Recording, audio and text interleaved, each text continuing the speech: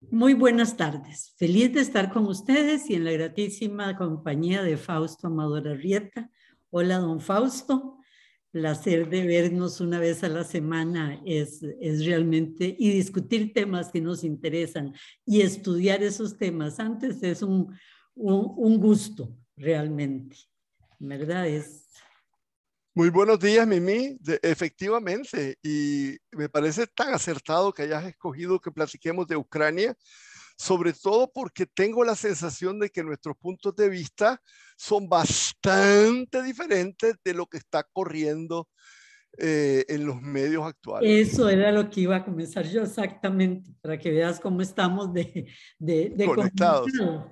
Es, es esta crisis política que nos tiene al borde, geopolítica que nos tiene al borde de una guerra y, y posiblemente la mayoría de los oyentes lo que reciben son la información de la prensa internacional, toda, aún la buena prensa, el New York Times, el Washington Post, incluso The Guardian y El País, que me sorprende que también está en una misma sintonía, ¿verdad? Y lo vemos, por ejemplo, repetir en los periódicos nuestros, como el editorial que me señalabas de La Nación en ese tema. Pero discutimos, ¿verdad? Nosotros que, y en eso estamos en total acuerdo, de que vamos a tomar el tema a profundidad, en serio, y no es escogiendo bandos, es señalando hechos y verdades alrededor de este tema. Y eso va a sorprender a muchos de nuestros oyentes, incluso va a mover algunas conciencias, pero es necesario hacerlo. Trump inició una guerra fría peligrosísima, ya vivimos la anterior, o tratando de iniciar una guerra fría. Pero Biden la mantiene, Fausto, ¿verdad? E incluso la agudiza. Y la guerra fría es contra Rusia utilizando Ucrania y contra China utilizando Taiwán como elementos disociadores. Después vamos a ver eso. Pero en menos de unos años, pasó China a ser ese aliado incuestionable donde las inversiones de los Estados Unidos llegaban y era un socio comercial importante, a un destructor de los derechos humanos masivamente y a un enemigo político peligrosísimo al que hay que destruir, ¿verdad? Y con la Unión Soviética igual. Trump tenía una relación de alianza casi con la Unión Soviética. Algunos dicen que le ayudaron a ganar las elecciones, ¿verdad? Y ahora Rusia, perdón, y ahora Rusia es la gran enemiga del mundo libre, porque ya vamos a volver a oír el mismo lenguaje de toda la vida. En todo esto hay un problema, y perdón por adelantarme en esto, Fausto, pero es en pequeñito y ya te doy la palabra.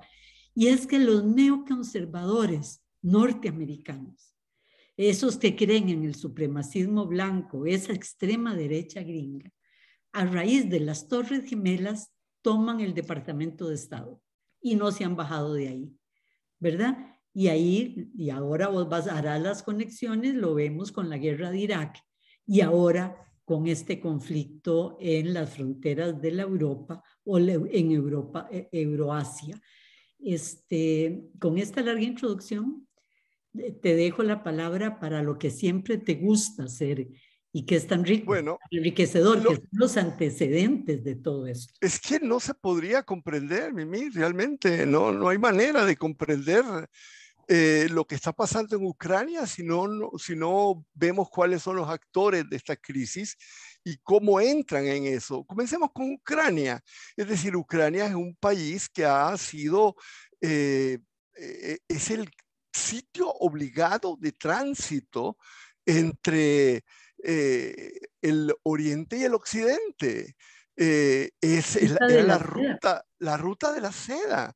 Y cuando cayó el Imperio Romano fue la primer gran potencia que surgió con la famosa Rus, que fue totalmente destruida por Genghis Khan, porque es un sitio de paso de Genghis Khan para este lado. Pero bueno, yendo ya en la época más moderna, continuamente ha estado dividida, invadida, repartida, invadida por los turcos. Crimea hasta 1774 era turca, pertenecía al Imperio Otomano. El resto fue incorporada, el grueso de Ucrania fue incorporada al Zarato, al Zarato de Rusia, y Iván el Grande la hizo parte de su imperio desde la época esa. La mitad de Ucrania habla ruso. La parte de Ucrania bueno, tiene el ruso como idioma. Es que más de la mitad habla ruso, probablemente toda Ucrania habla ruso, pero vos te estás refiriendo a que tienen el ruso como lengua materna. Y bueno, Catalina la Grande, y ahora esto va a tenerse alguna importancia, Catalina la Grande con su famoso almirante Potiemkin logra derrotar en la guerra rusa-turca a Turquía y toma Crimea. Y desde entonces, 1774, ya Crimea deja de estar en el Imperio Otomano y pasa a ser parte del Imperio Ruso. ¿Qué es lo que ocurre? Que los zares tratan de destruir la cultura ucraniana. Tratan de imponer su idioma, tratan de prohibir el ucraniano, cosa que nunca logran. Pero en 1900 viene la guerra mundial, la Segunda Guerra Mundial, no, la Primera Guerra Mundial, perdón, me estoy saltando, porque al final de la Primera Guerra Mundial se produce la Revolución Rusa. Y en la Revolución Rusa, Ucrania, que es parte del Imperio Ruso, cuando ve caído el Imperio Ruso, intenta independizarse y crea una república ucraniana, pero rápidamente es incorporada a la Unión de Repúblicas Socialistas Soviéticas. En la peor de las épocas estalinistas, Stalin alimenta, porque Ucrania es el granero de Europa y fue el granero de Rusia, alimenta la industrialización a su proletariado industrial con cuotas de trigo que tiene que entregar Ucrania, y se produce una hambruna gigantesca, un genocidio tremendo de más de 4 millones de muertos.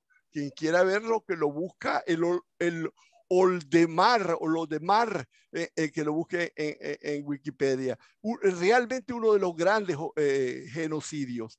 Y entonces en Ucrania se rebelan contra la Unión Soviética, y Stalin también trata de hacer desaparecer el ucraniano y trata de que desaparezca y que el ruso se implante.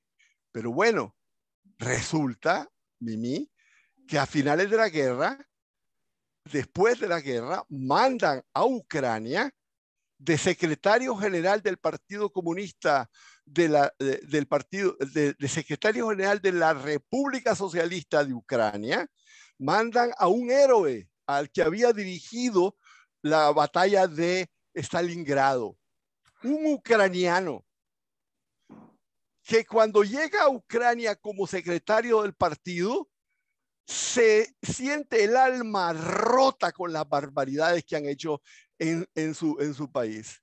¿Sabes quién es? Nikita Khrushchev. Qué lindo. Y entonces Nikita Khrushchev, destrozado realmente, porque lo cuenta su hija, destrozado de lo que vivió en Ucrania, trata de mejorar las condiciones. Llega un momento, Mimi, que se va a Moscú y le pide a Stalin que detenga eso y que mande alimentación a Ucrania. Era como para que lo mandaran a la Siberia él, ¿verdad? Después de eso regresó a Ucrania y se declaró enfermo. Pero Stalin mandó por primera vez alimentación a Ucrania. Era la misma de Ucrania, ¿verdad? Que salía, se la devolvió. Les dejó. Bueno, te puedes imaginar entonces que cuando cae Stalin en 1953, Khrushchev denuncia públicamente todas las barbaridades que había hecho Stalin. La denuncia increíble fue el 21 Congreso del Partido Comunista. Vamos mucho más rápido. Con Stalin, con Khrushchev en el poder en Rusia, se produce un cambio en Ucrania. Se produce la industrialización, se vuelve un ambiente tan especial que comienza a haber una emigración de rusos hacia Ucrania porque decían que ahí se encontraba trabajo. Era como el sueño americano, el sueño ucraniano. Encontraban trabajo y mejores condiciones de vida. Era como una zona privilegiada. Cuando termina Khrushchev, nombra secretario del Partido Comunista, Mimi, a otro ucraniano, Brezhnev. Brezhnev era ucraniano de nacimiento, de lengua, además de Khrushchev era de lengua materna ruso, nacido en Ucrania, pero Brezhnev era ucraniano, de lengua materna ucraniana. Occidente, porque en Occidente están ellos. Sí, correcto. Están un poquito en todas partes, pero claro, efectivamente. ¿Y qué es lo que ocurre? Que de nuevo, Brezhnev, gigantesca ayuda, hace lo que hace una cosa muy hermosa que hizo Khrushchev, fue entregarle a la República Socialista de Ucrania Crimea. Fue un gesto, ¿verdad? Porque Crimea era parte del Imperio Ruso, era parte de la Unión Soviética, estaba llena de rusos y hablaba ruso y se la entrega a Ucrania. Brezhnev arma a Ucrania. Ucrania se convierte en una potencia nuclear. Y en esas condiciones, la Unión Soviética cae. Termina la Unión Soviética y en 1991 se da la independencia en Ucrania. Ucrania la Unión Soviética entra en el desorden espantoso de Yeltsin y Ucrania se siente con suficiente fuerza y todo el mundo dice en ese tiempo que es la ex república socialista que va a avanzar económicamente más rápido. Un dato, Fausto, y acordate que te interrumpí en qué ocurre, aquí va a avanzar más rápido.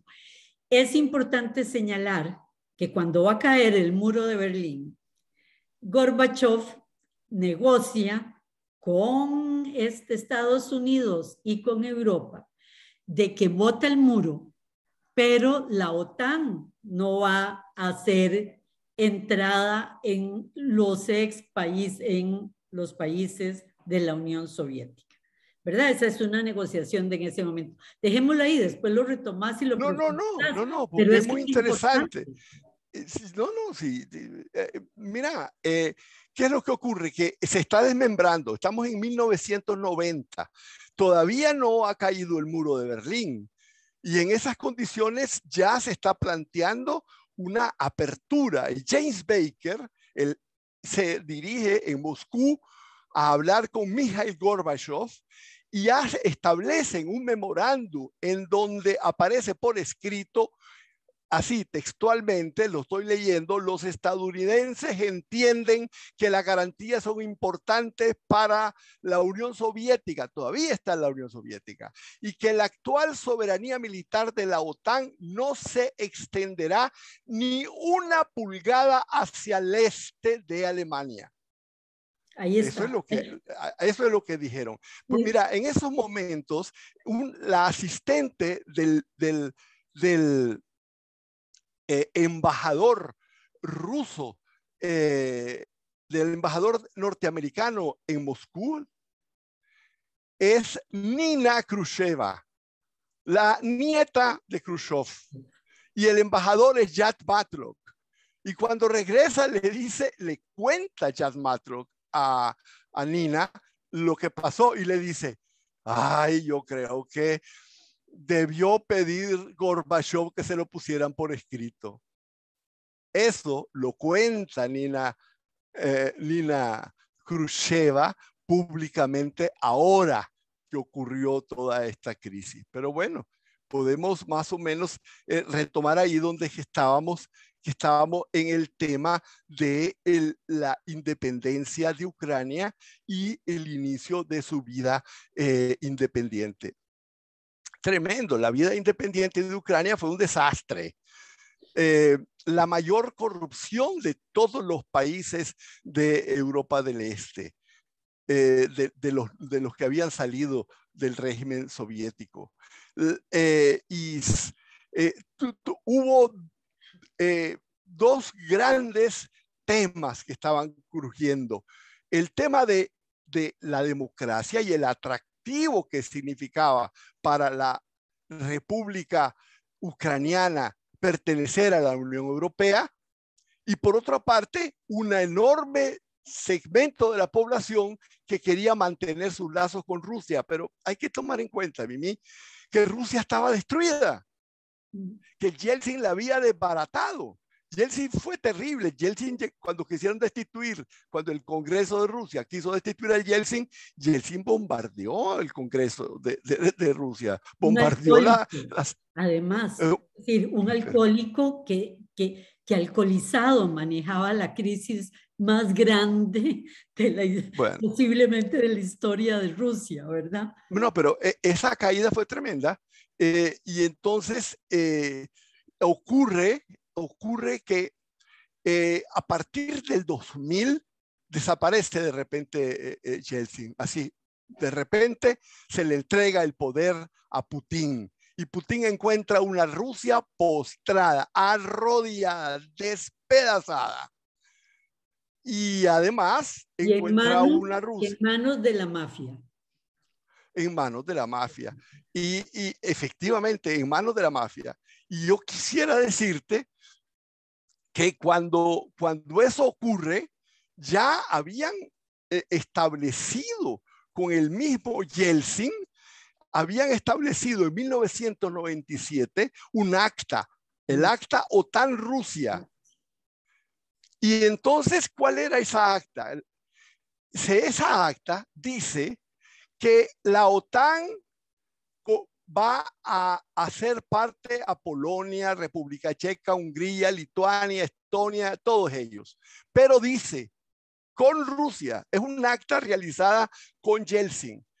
Ahí le dice que no emplazará armas nucleares, ni misiles balísticos dirigidos contra Rusia, ni va a tener centros de mando, que nunca va a tener tropas con una dotación que sea más de 10.000 soldados por país en los nuevos países adheridos. Y fue en esas condiciones que en 1999 se incorporó Polonia, República Checa, Hungría, etc. Entonces, cuando llega Putin, oyentes, es decir, si alguno no tiene el mapa claro, es todo el borde de Rusia. El borde derecho. Claro, era parte de la Unión de Repúblicas Socialistas Soviéticas. Entonces es el borde entero. Prácticamente rodearla. Rodearla. Claro. El único. Y toma el poder Putin.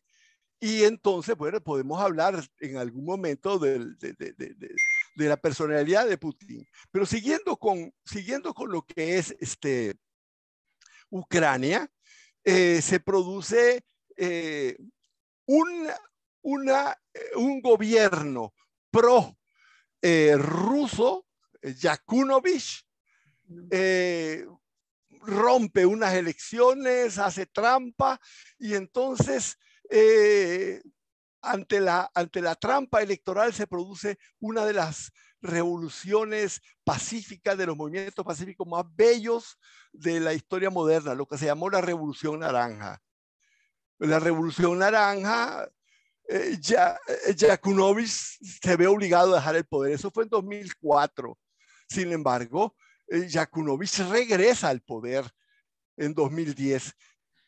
Y entonces, cuando regresa al poder, ya está avanzado un acuerdo de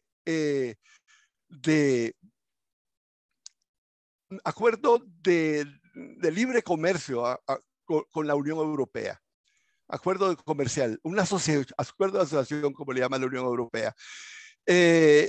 Yakunovich, que es prorruso, cuando está a punto de firmarse, dice no firmo. Y cuando dice no firmo, la gente que está deseando de incorporarse a la Unión Europea se levanta, hace manifestaciones. Estas manifestaciones ya van a ser reprimidas a sangre y fuego. Es la famosa revolución del Maidán en 2014.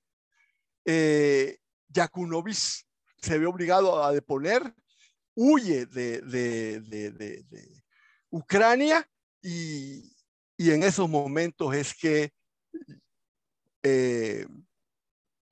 en esa situación de inestabilidad y de posibilidad de que sea la OTAN la que se acerque y tome Crimea, que Putin toma Crimea.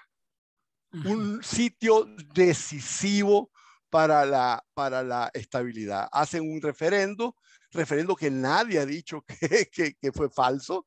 La población de ahí es rusa y tomó Crimea. Y a partir de ahí, la población prorrusa de toda esa zona, Donbass y el Donetsk y la zona más al norte, todo eso, se produce un movimiento de separación. Ellos quieren ser una república independiente y de hecho se hacen república independiente. Y es más, Mimi, Rusia les da pasaporte.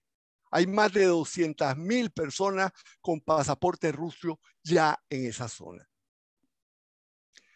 Digamos que hasta ahí está antes de que ocurra lo que ocurre actualmente. El país, pero bueno, el mundo entero condenó lo de, iba a decir Ucrania, lo de Crimea, ¿verdad? Claro. Es la punta, significa para los rusos lo que la isla de Cuba para los norteamericanos, o lo que la Florida sería para los norteamericanos, geográficamente hablando, ¿verdad? No, pero es que es más importante, Mimi, porque esa zona, Rusia tiene mar, pero todo el mar que tiene es helado.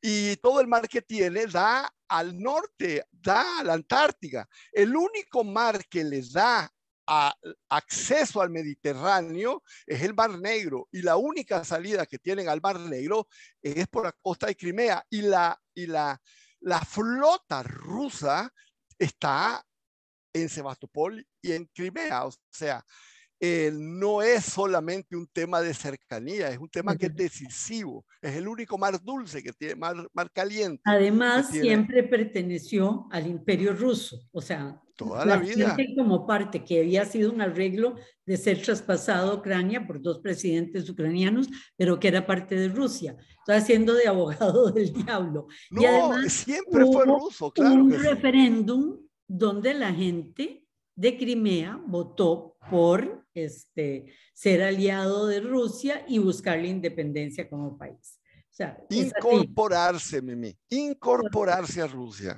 incorporarse a Rusia. Bueno, cuando llega Putin, estamos nosotros en que encuentra esa situación. Parece que hay que cortar. Fausto, vamos a un corte del mediodía y regresamos con ustedes. Ok.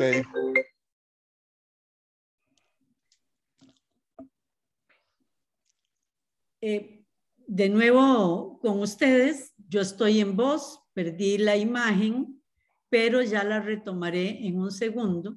Ya estamos acá. Y estábamos en lo de Crimea y en las decisiones de Putin. Que, perdón, bueno, de nuevo, es una figura que tiene todos los blancos y los negros, ¿verdad? Viene de la KGB, es un negro profundo, ha sido acusado de eliminar a sus contrarios, otro negro profundo, tiene un liderazgo enorme y cercano con el pueblo ruso, digamos uno de sus claros, y sacó a su país de la miseria, porque la gente en Rusia comía de basureros en la calle por la crisis enorme que tenía, y lo convirtió de nuevo en un país desarrollado y empezando a ser una potencia mundial, estar entre la línea de potencias mundiales. Entonces es una figura que algún día hablaremos solo de Putin porque merece, ¿verdad? Un análisis profundo como líder y gobernante. Es correcto. Y fíjate, Mimi, que encuentra Putin, exactamente como vos decís, él juzga que la disolución de la Unión Soviética es la mayor catástrofe geopolítica del siglo XX. Y yo creo que todos lo podemos decir, o sea, es la realidad. Nunca en la historia un imperio ha perdido tanto espacio de dominio territorial como perdió en un corto tiempo Rusia. Pero adicionalmente de ser la segunda potencia mundial, cayó en una bancarrota económica total. Entonces, cuando llega Putin, su gran ambición es la restauración de Rusia como gran potencia. Pero ¿quién es Putin? Vos dijiste parte de su biografía, sí, digamos, de su currículum, pero veámoslo desde el punto de vista de él como persona. Nadie lo ha estudiado mejor que Nina Khrushcheva, que acaba de hacer un libro sobre él. Muy lindo a propósito. Él dice que Putin es un jugador cauteloso y calculador. Y ella, analizando todos los pasos políticos que ha dado, dice, nunca se ha metido en la boca más de lo que puede masticar.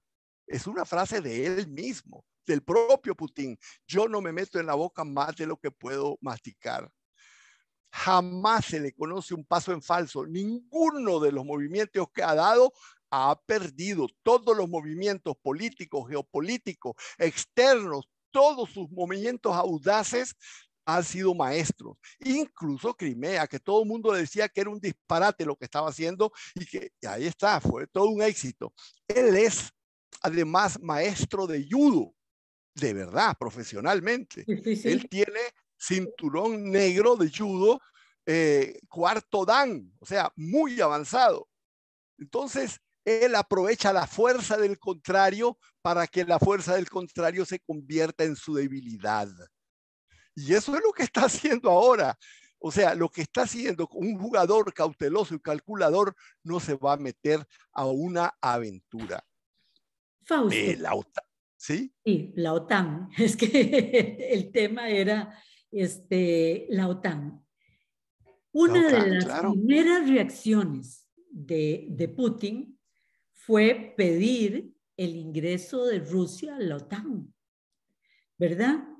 Y en lugar de aceptarlo, lo rechazaron, ¿verdad? En lugar de tener al que es extraño, al que fue enemigo hace poco, pero que en este momento podría ser un aliado porque no tiene la fuerza para ser enemigo, lo rechazan y Occidente hace todo lo posible, políticamente hablando, ¿verdad?, para convertir a Putin en el aliado del que están viendo como enemigo, que es China, ¿verdad? O sea, China y Rusia se dan cuenta que si se unen, que necesitan unirse porque ambos están siendo arrinconados por las fuerzas de Occidente. Esa jugada yo no la entiendo, pero bueno, no sé. La realidad es que encontró Putin a Rusia en el suelo y lógicamente tratando de levantarte, quiero decir que ya habíamos hablado que en el 97 había un acta OTAN-Rusia y Rusia participaba en las reuniones de la OTAN, había un consejo OTAN-Rusia.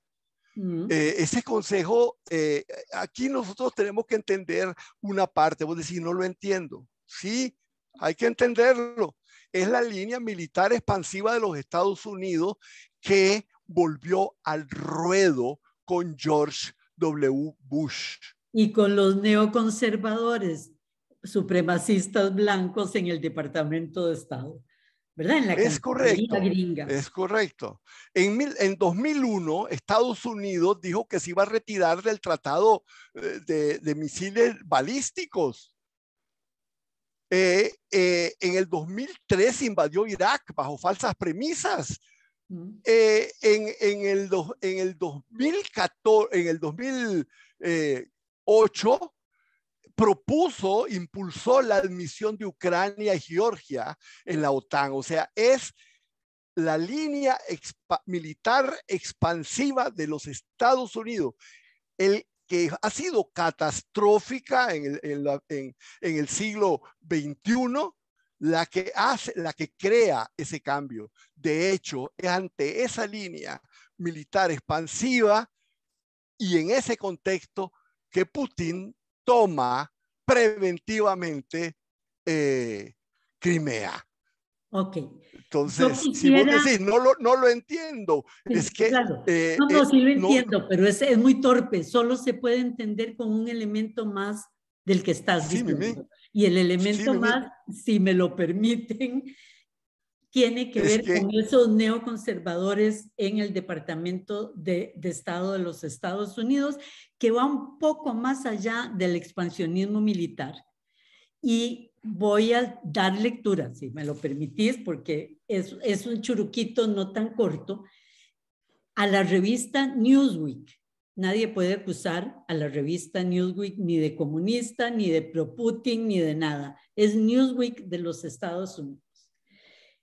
Newsweek dice que un año después del asalto al Capitolio, la guerra en Ucrania atrae a la ultraderecha de los Estados Unidos a luchar contra Rusia y entrenar para la violencia en casa a neonazis europeos y de Estados Unidos, a los supremacistas blancos. Y el país de España, además, le añade a Newsweek, hay españoles metidos en esto también y muchos europeos. Entrenan en Ucrania una milicia militar. El gobierno ucraniano legalizó las acciones de este grupo neonazi o supremacista blanco en ¿cómo se llama? En Ucrania. Pero el apoyo económico y militar para su entrenamiento y su funcionamiento viene de la OTAN. Es impresionante. Es importante, Mimi, dentro de ese aspecto, que entendamos la diferencia que hay, porque hay una diferencia entre la OTAN y los Estados Unidos. Sí, no claro. Es lo mismo. No es lo mismo. Y vos te preguntabas, yo no entiendo, decías, pero yo entiendo que estabas haciendo un no entendimiento didáctico. La realidad es que no es en el interés de Europa. No, para nada. Enfrentarse con Rusia. Es totalmente lo contrario. Sí, pero es su principal aliado comercial y para económico. Alemania es en este momento una necesidad de gas y ha hecho un oleoducto con Rusia, que en algún programa dijimos los Estados Unidos le exigía a Alemania no poner en marcha. Pero bueno. Dos oleoductos. Quiero añadir, dos oleoductos. Pero Fausto, quiero añadir otra cosa. Ya no solo es Newsweek. Esto es del Instituto de Estudios de Europa, Rusia y Euroasia de la George Washington University. De nuevo, no pueden acusarnos de que estamos usando fuentes, ¿verdad? Ni izquierdosas, ni del viejo pasado comunista. La George Washington señala en este informe: grupo de extremistas de derecha hizo su hogar en el principal centro de entrenamiento militar de Ucrania, se llama la Academia Nacional del Ejército Ucraniano, y el grupo se llama Centuria, para defender la identidad, la etnia, ¿verdad? Todos los elementos neonazis. Nosotros aquí no estamos tratando de posesionarnos en un bando o en el otro, decir que quién es bueno o malo en esto. No, es simplemente tomar en serio la amenaza de la ideología nacionalista, supremacista blanca, neonazi, que de la extrema derecha norteamericana, que está en nuestro patio delantero. Es decir, ¿por qué importa Costa Rica? Porque seremos el patio trasero de ellos, pero ellos son el patio delantero nuestro. Y eso está pasando en este momento en el mundo. Hay muchas aristas en este conflicto y claro que hay miles de otras razones, no solo lo que yo estoy planteando, pero esto nos retrocede a algo que ya hizo este mismo grupo en Irak y en Afganistán, y que fue formada Al-Qaeda. Y Al-Qaeda después se les revertió, claro, que esto era dentro del mundo árabe, pero están formando esto dentro de su propio mundo, dentro de su propia sociedad. Tomar el poder por las armas, o sea, ¿en qué andan? No sé, pero te iba a proponer. Bueno, yo creo que aquí lo importante es que lo que está de por medio es la paz Sí, claro. y el peligro de la guerra. Y entonces aquí el tema no es tanto, digamos, que si Putin es bueno o Putin, por favor, Putin es una cosa seria. No es ningún angelito. Sin embargo, En no va a esto ser es, ninguna tiene jugada en la falsa. razón, Bueno, está jugando con las cartas de defensa. exactamente, pero el punto básico es que existe un modelo de solución de esto que no es nuevo. Austria. Austria declaró ser neutral y pidió que no ser parte de la OTAN en la época de la Unión Soviética, Mimi. Y hubo un Staatsvertrag, o sea, un tratado estatal entre la OTAN, la Unión Soviética y Austria, en donde se le dio plena soberanía a Austria sin militares extranjeros a cambio de un estatuto de neutralidad que perfectamente puede ser la solución ucraniana. Sí. Finlandia tiene un estatus bastante semejante. Suecia no se ha querido meter en la OTAN y está pegada enfrente a Moscú. Es decir, lo que está de aquí de por medio es el respeto de las legítimas preocupaciones de defensa que tiene. Mira, lo que está pidiendo Rusia no es nada irracional, pero bueno, lo está pidiendo poniendo una pistola enfrente, que tampoco es la mejor forma de pedir Bueno, las pero cosas. igual pasó, lo vivimos nosotros los jóvenes, se acordarán apenas los que leen algunos libros, lo vivimos con los misiles rusos en Cuba. Es decir, Estados Así, Unidos dijo, no, estamos en dirección, están armando a Cuba para atacarnos. Eso no lo podemos permitir, ¿verdad? así es, Estamos, así es, estamos así es. Nosotros podemos poner misiles en Turquía y podemos poner misiles enfrente a ustedes, pero ustedes no pueden poner ningún misil enfrente a nosotros. exacto. Y Es, ustedes lo que son unos invasores que quieren robarse Ucrania y son unos pervertidos mientras nosotros les metemos todo el armamento nuclear y todos los misiles en sus fronteras para deshacerlos en el momento que queramos.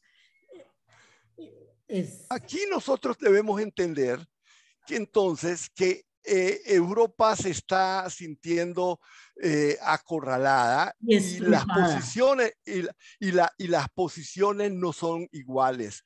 Y aquí, dichosamente, Mimi, dichosamente, quien ganó las elecciones fue la socialdemocracia en Alemania, con una vieja tradición que comenzó con Willy Brandt de distensión y de acercamiento.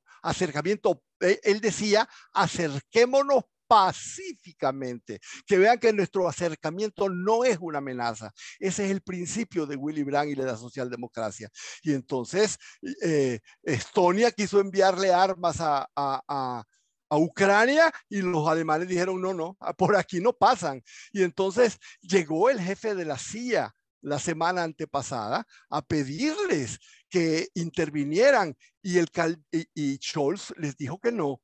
Dijo que eso iba contra la ley alemana, contra el principio fundamental de la ley alemana, que dice la Constitución que Alemania no puede enviar armas a zonas que están en guerra. Y le dice Scholz al embajador gringo, ¿cómo se llama este? No se llama. Le dice, sería para nosotros muy lamentable de nuevo que armas alemanas sean utilizadas contra Rusia. Se está refiriendo obviamente a la Segunda Guerra Mundial. Biden invita a Scholz a visitarlo y le dice, no, tengo muchos compromisos, esta semana no, la próxima no, tal vez en febrero, imagínate vos. Alemania está teniendo posiciones bastante sensatas, toda una discusión de cuáles son las sanciones. Dicen que quieren sacar del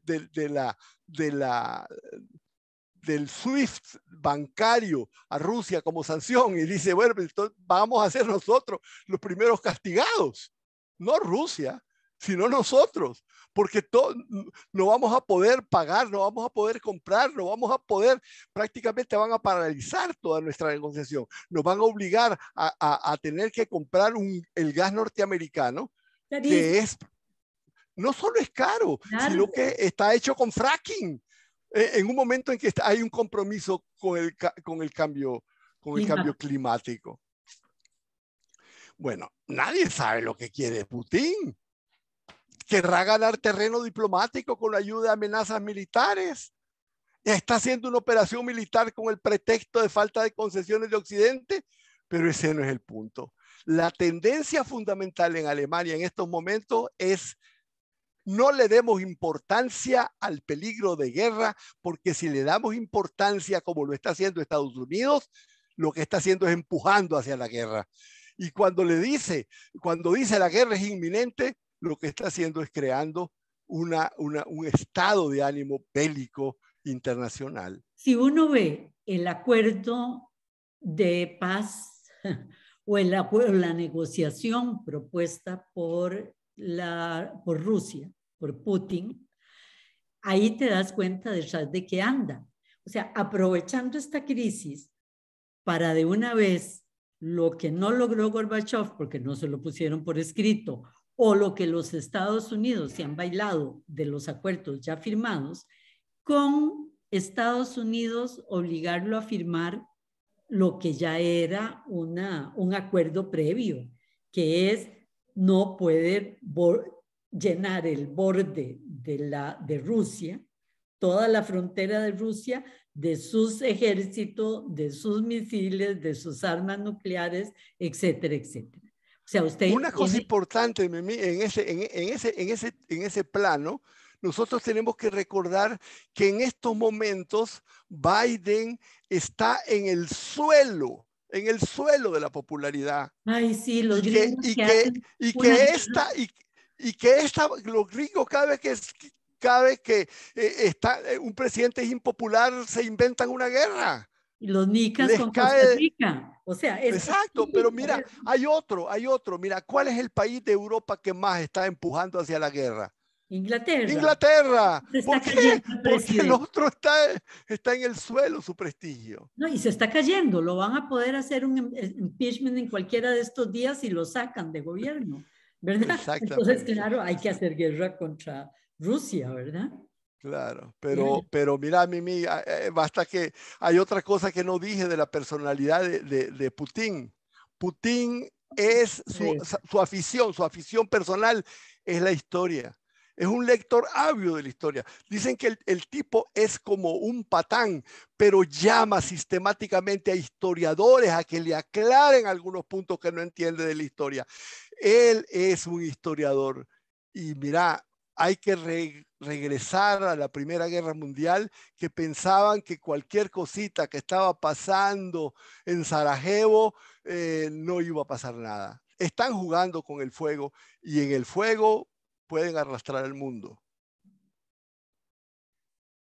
Así es. La posibilidad de llegar a un acuerdo con Putin no es nada del otro mundo. Es hacer un acuerdo parecido al que hicieron con Austria. ¿Cuál es el problema? Y no se trata de quién retrocede, porque no es lo que está pidiendo Rusia.